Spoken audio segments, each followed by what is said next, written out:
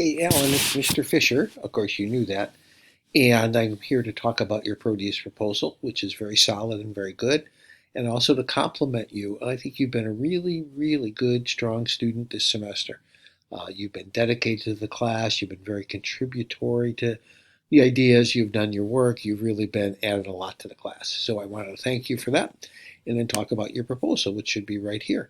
Your topic. So I love that you focus on international children's rights because international law was too big. And I love the background that you give here, and make sure that in the paper you really stick to issues that are about children's rights, because I think that otherwise the paper will get too broad. So talking about nuclear waste in the ocean, I'm not sure if that's a children's rights issue. I didn't understand this sentence. Think about this: when you slip the TikTok, the scene of a child abuse in a little town. I don't know what TikTok. I know what TikTok is, but don't know much about it. Um, and although you have a couple of questions here, I still don't know what your critical question is. The last question you have in this paragraph is, since children are the vulnerable groups and lots of them don't know how to get help, there is no reason we don't try our best. So is your question is, how do you explain that we don't help children more? Or to what extent is international children's law effective or not? Or what accounts for the fact that we don't do a very good job of making these laws? I want your critical question to be really clear. One thing when you write like this in the free writing, some of your English language skills get in the way of the writing. So I'm going to want to have you help work with a tutor if you can. And if you need if you're planning to hand in the paper Tuesday, a week from Tuesday, I hope you take the extra day if you can get it to get some help from a tutor about some of the English language. I really want your language to be up to the standard of the class, and usually it is. I ran into some difficulty here. The readings all seem great. I didn't read any of them, but the titles seem good. You have a book here, and I thought this looked interesting to me as a book title. I went over here to Amazon and looked at international children's law, and this one looked good too. It's $119, but the good news is, as you know, you can look inside this book and get a chapter or two usually. I haven't looked yet, right here.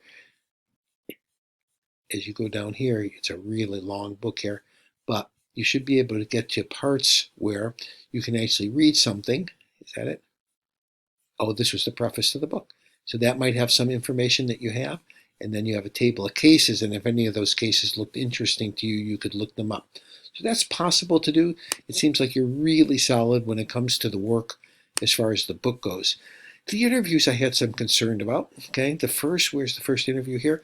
The friend of mine who majored in economics and volunteered in Serbia. That seems good. I don't know why your friend who just became a 2-year an aunt would know anything about international children's law. She might, but other than being very vague about it, it seems like you want to talk to people who actually have knowledge of that. And I'm not sure that your aunt does. Maybe she does. Don't need class time, no problem there. You have part field work here, okay, and then you run out. So you need something else for field work.